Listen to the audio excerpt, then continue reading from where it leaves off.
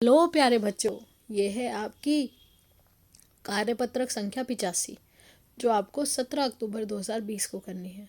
बेटा सभी बच्चे अपना नाम लिखेंगे, अपनी कक्षा अध्यापक का नाम लिखेंगे और अपना रोल नंबर और स्टूडेंट आईडी ज़रूर लिखेंगे। अब देखिए, आज की जो हमारी वर्कशीट है वो है किस पर आधारित? वो है आधारित प्रदूषण पर। आज हम प्रदूषण के बारे में पढ़ेंगे, जो हमने यमुना प्रदूषण के बारे में, मृदा प्रदूषण, वायु प्रदूषण, सब के बारे में थोड़ा थोड़ा अलग अलग से पढ़ा। आज हम वो सब एक साथ पढ़ेंगे। यहाँ देखिए बेटा, किस तरह से पिक्चर्स के माध्यम से आपको ये दिखाया जा रहा है कि देखो कैसे ये मछली को भी क्या लेना, मछली कहाँ से ले रही है? इस पानी से ले रही है ऑक्सीजन। और हम किस तरह से ये देखिए कूड़ा कैसे ये अलग कर रहे हैं, कितना कूड़ा है जो हम नदियों में डाल रहे हैं। हम कितना ज़्यादा वायु प्रदूषण कर रहे हैं, जिससे ग्लोबल वार्मिंग हो रही है, जिससे तापमान बढ़ता चला जा रहा है, ध्रुवों की बर्फ़ पिघल रही है। फिर यहाँ देखिए, हमारे कारखानों में जो धुआं निकल रहा है वो भी वायु प्रदूषण कर रहा है। तो धरती कितनी दुखी है। तो आज हम इस सब चीज़ों के बारे में पढ़ के जागरूकता फैलाएंगे, सबको अवेयर करेंगे, सबको बताएंगे कि हम सभी की जिम्मेदारी है ये कि हमें अपने पर्यावरण को बचाना है, सुरक्षित रखना है। अगर हम मानव का जीवन चाहते हैं तो मानव जीवन के लिए पर्यावरण बहुत ज़रूरी है। तो देखिए, प्रकृति में उपस्थित पदार्थ संतुलित हितकारी मात्रा में रहते हैं। प्रकृति सब चीज़ों को बेटा संतुलित रखती है, उनको हितकारी मात्रा में रखती है ताकि मानव जीवन के लिए कोई हानि ना हो। लेकिन मानव द्वारा पर्यावरण में अनेक हानिकारक दूषक पदार्थों को जाने अनजाने में मिला दिया जाता है।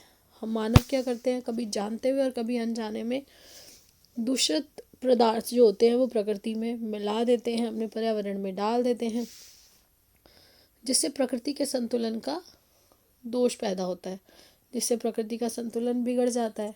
तो उसके बाद क्या होता है बेटा, इसी को ही प्रदूषण कहते हैं। जो हम जाने अनजाने में कुछ डाल देते हैं हानिकारक तत्व, वो हानिकारक दूषक पदार्थ जो है वो हमारी प्रकृति का संतुलन खराब करते हैं और उसी को प्रदूषण कहते हैं। तो प्रदूषक पदार्थ पर्यावरण और जीव जंतुओं को नुकसान पहुंचाते हैं, इसलिए हमें प्रदूषण से बचना है। तो देखिए, वर्तमान में प्रदूषण की स्थिति भयंकर हो चुकी है, इसलिए पूरे विश्व में इससे निपटने के लिए अनेक प्रयास हो रहे हैं। क्या आपने कभी कोई प्रयास किया? तो हमने अभी यमुना प्रदूषण पर भी बेटा पढ़ा था और हमने प्रयास किए। हम अपने स्कूल में भी स्लोगन कंपटीशन करते हैं, हम जाके रैली निकालते हैं लोगों को जागरूक करने के लिए। तो यहाँ पर आपको वो बताना है कि आपने कौन कौन से प्रयासों की जानकारी आपको है। तो देखिए, पहले तो पर्यावरण में कौन कौन से प्रदूषण है। तो प्रदूषण में सबसे पहले यहाँ देखिए प्रदूषण के प्रकार, जल प्रदूषण, उसके बाद आपका वायु प्रदूषण, और यहाँ पर ये हमारा वायु प्रदूषण, और इसी के बाद हमारा मृदा प्रदूषण, ध्वनि प्रदूषण। ये देखिए ध्वनि प्रदूषण। तो इसी तरह से बेटा ये सभी जो प्रदूषण हैं ये हमारे पर्यावरण को के संतुलन को बिगाड़ रहे हैं। तो यहाँ पर आपको क्या बताना है, यहाँ पर आपको प्रयासों के बारे में बताना है कि हम क्या क्या कर सकते हैं ताकि हम पर्यावरण के रक्षक बन सके। तो देखिए, सर्वप्रथम हम सभी को जागरूक होना है कि मानव जीवन में, देखिए मानव जीवन में पर्यावरण का महत्व है, अत्यंत महत्व है। कैसे बेटा, हमें क्या चाहिए? जो हमारी बेसिक नीड्स हैं वो है रोटी, कपड़ा और मकान। और हमारी तीनों नीड्स ही कौन पूरा कर रहा है? हमारी प्रकृति हमारी सभी ज़रूरतें पूरी करती है।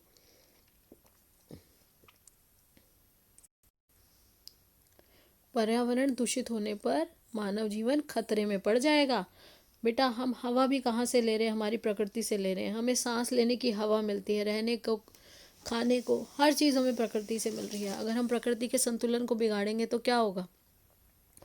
हमारा जो जीवन है वो असंभव हो जाएगा। तो ये जागरूकता अगर हम फैला देंगे तो सभी लोग मिलके प्रयास करेंगे और हम जल्दी से ही ये बदलाव ला सकेंगे।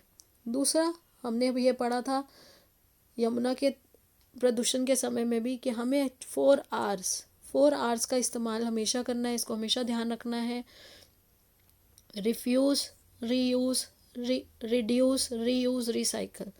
किसी भी ऐसी चीज़ जिससे पर्यावरण को नुकसान होता है उसे इस्तेमाल करने से पहले तो मना करें। अगर उसके बिना काम नहीं चलता तो कम से कम इस्तेमाल करें, और जब तक इस्तेमाल कर सकते हैं तब तक उसको बार बार इस्तेमाल करें, और फिर उसको पुनः चक्रण के लिए भेजें। जैसे हमारे रैपर्स हैं, प्लास्टिक की चीज़ें हैं, ये हमारे जीवन का अभिन्न अंग बन गए हैं। लेकिन अगर हम इन बातों का ध्यान रखेंगे तो धीरे धीरे ये हम इसके विकल्पों का आविष्कार करेंगे, हम उन चीज़ों को ढूंढेंगे और वो धीरे धीरे हमारे जीवन से बाहर हो जाएगा। अब देखिए, पर्यावरण के लिए अगर हम 4 Rs को मूल मंत्र बना लेंगे तो हम पर्यावरण के रक्षक बन सकते हैं। साफ सफाई का ध्यान रखें और कूड़ा करकट कूड़ेदान में ही डालें। कूड़ा कहाँ डालेंगे बेटा? हमेशा कूड़ेदान में। लाल बत्ती पर गाड़ी का इंजन बंद कर देना चाहिए, क्योंकि उससे क्या होगा? उससे वायु प्रदूषण भी हो रहा है, उससे ध्वनि प्रदूषण भी हो रहा है, उससे हमारा जो ईंधन है वो भी बर्बाद हो रहा है। और अगर आप एक ही स्थान पर जा रहे हो तो एक ही गाड़ी का इस्तेमाल करना चाहिए। अगर कम दूरी पर जा रहे हैं तो हमें साइकिल का इस्तेमाल करना चाहिए या पैदल चले जाना चाहिए। तो ये सारी बातें हैं जो आपको पहले से पता है, तो इसीलिए मैंने कुछ ही चीज़ें लिखी हैं जो आपके लिए, ताकि सारे प्रदूषण इसमें आ जाएं। वायु प्रदूषण, ध्वनि प्रदूषण, मृदा प्रदूषण। अब देखिए, स्पीकर आदि का इस्तेमाल करते समय ध्यान रखें कि यह किसी को भी परेशान ना करे। पटाखों का इस्तेमाल ना करें। जैसे आप सभी बच्चों ने ये चेंज लाया, से नो टू क्रैकर्स, और दिवाली पर कम से कम पटाखे जलाए। इससे क्या हुआ? या तो इस्तेमाल ना करें या कम से कम करना चाहिए, ताकि हम अपने पर्यावरण को नुकसान ना पहुंचने दें। अब देखिए, हमारा अगला प्रश्न क्या है? हमारा अगला प्रश्न है, प्रदूषण की हानियाँ तथा उसके प्रति जागरूकता के लिए स्लोगन लिखिए। जैसे कल को बचाना है, प्रदूषण को भगाना है। तो आप सबको जागरूक करने के लिए, जो हमने कहा सर्वप्रथम जागरूक करना ज़रूरी है, उसके लिए क्या करते हैं? हम स्लोगन लिखते हैं ना, स्लोगन राइटिंग कंपटीशन भी करते हैं। हम अलग अलग तरह से लोगों तक ये संदेश पहुंचाना चाहते हैं, तो ये संदेश हम इस माध्यम से भी दे सकते हैं। हम सभी की है जिम्मेदारी, प्रदूषण से मुक्त हो दुनिया हमारी। पहला स्लोगन ये है, आपको जो अच्छा लगे आप वो कर सकते हो, कि हम सबकी जिम्मेदारी है कि हम प्रदूषण से मुक्त करें हमारी दुनिया को। दूसरा है, नित नए हो रहे आविष्कार, प्रदूषण बढ़ा रहे लगातार। रोकना है अगर प्रदूषण बढ़ाने की गति, तो उपयोग में लानी होगी अपनी मति, यानी कि आपको अपनी बुद्धि का इस्तेमाल करना होगा। जो चीज़ें ज़रूरी नहीं है उन चीज़ों का इस्तेमाल हमें कम से कम करना चाहिए, ताकि प्रदूषण ना हो। इसके बाद बेटा, अगला जो हमारे लिए प्रश्न दिया गया है वो दिया गया है, आपको ये अच्छे से आता है लेकिन आपको एक आइडिया देने के लिए ये सब पॉइंट्स दिए गए हैं। प्रदूषण के कारणों की सूची बनाएं। तो जल प्रदूषण के कारण बताने हैं, वायु प्रदूषण के कारण बताने हैं, और ध्वनि प्रदूषण के कारण बताने हैं। तो आप देखिए, वायु प्रदूषण यानी कि हवा दूषित कैसे होती है, आपको सबको पता है। तो वायु प्रदूषण के जो मुख्य कारण है, फैक्ट्रियों से निकला और यातायात के साधनों से निकला हुआ धुआं, कूड़ा जलाने से, पटाखे जलाने से आदि। आप और भी इसमें ऐड कर सकते हैं, मैंने कुछ आपको बता दिए हैं, आप और भी ऐड कर सकते हैं। उसके बाद देखिए, जल प्रदूषण। तो जल प्रदूषण के कारण क्या है? औद्योगिक संस्थानों द्वारा नदियों में डाले गए अपशिष्ट पदार्थ। बेटा, ये अपशिष्ट पदार्थ यानी कि गंदा कूड़ा, और फिर उसके अलावा क्या है, ये कॉमा है, मल मूत्र। कुछ लोग जाके वहाँ पर मल मूत्र आदि छोड़ते हैं, तो उससे क्या होगा? पानी में मिल जाएगा और वो पानी को दूषित कर देता है। पशुओं का नहाना, कूड़ा करकट, पूजा का सामान आदि नदी में बहा देना, तो इससे भी क्या होता है? जल प्रदूषण होता है। अब इसके बाद है ध्वनि प्रदूषण। तो ध्वनि प्रदूषण देखिए बेटा, ऊंची आवाज़ में गाने चलाना या प्रचार करना। बेटा, जब ज़रूरत हो तब करना चाहिए, कुछ समय के लिए करना चाहिए, अच्छा लगता है। लेकिन अगर हम समय से ज़्यादा, दिए गए अंतराल से ज़्यादा, या जो जितना हम सब के कान सुन सकते हैं उससे ऊंची आवाज़ में अगर हम सुनेंगे तो वो शोर में बदल जाता है। वो जो आवाज़ होती है, तो वो जब शोर में बदल जाता है तो वो ध्वनि प्रदूषण करता है, हम सभी को उसका नुकसान होता है। हमारे पर्यावरण में भी उसके बहुत सारे हानिकारक प्रभाव होते हैं। पौधों पर, पक्षियों पर, सबके इसके प्रभाव होते हैं।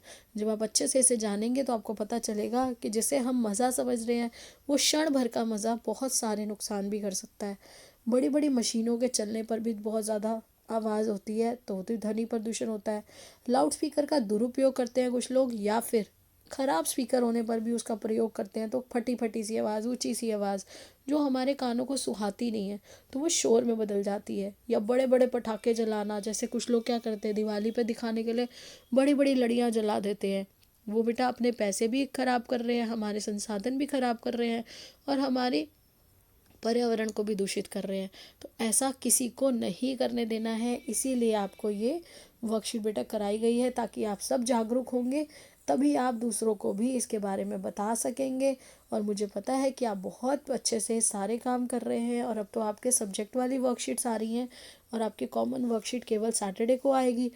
तो इसीलिए कि ताकि आप सब लोग जागरूक बने और ये संदेश सब तक पहुंचाएं, सभी अपने आसपास इस संदेश को पहुंचाएंगे तो हम अपने पर्यावरण के रक्षक बन सकेंगे।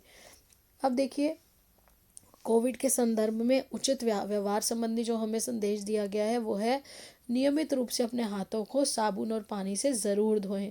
बेटा हाथों को साबुन और पानी से धोकर हम अपने हाथों को स्वच्छ बनाएंगे। खाना खाने से पहले भी हाथ धोएं, खाना खाने के बाद भी हाथ धोएं और साथ ही साथ मास्क का इस्तेमाल करें।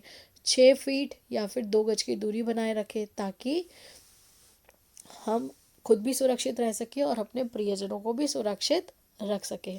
तो आशा करती हूँ आपको ये वर्कशीट अच्छे से समझ आ गई और आप सभी बच्चे समय पर काम करके अपनी मैम के पास, सर के पास इसे पहुँचाएंगे।